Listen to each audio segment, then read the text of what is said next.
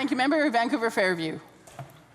Faced with a terminal diagnosis and the prospect of agonizing pain, Elizabeth Fischer chose to end her life in mid-October as she had lived it, with dignity.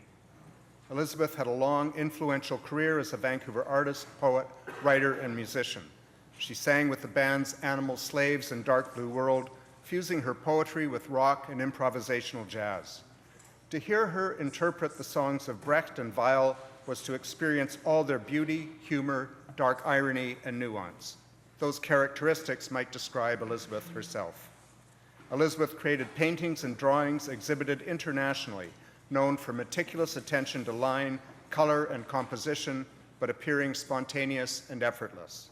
She also produced numerous gig posters that she distributed freely outside the commercial art market. She recently published Orphans and Dogs, a book of writing, photos, and drawings to accompany her summer exhibit at the Unit Pitt Gallery. The book is described as personal and honest observations about poverty and alienation. Elizabeth was the only child of Hungarian Holocaust survivors. Perhaps that's why her art and her life perspective combined skeptical realism, often delivered with wry humor and a smile. There were two recent ironies in Elizabeth Fischer's life. In her own words, "Here I was having the best year with a retrospective exhibition, my first book out, and the band playing great, when a pain in her ribs was revealed as terminal lung cancer."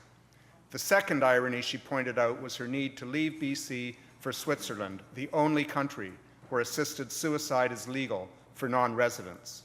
Before ending her life, she spoke very publicly about the importance of making her own choice about her quality of life in the final months.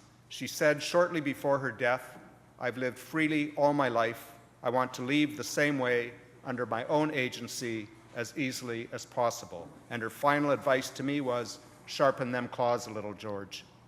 Thank you, member.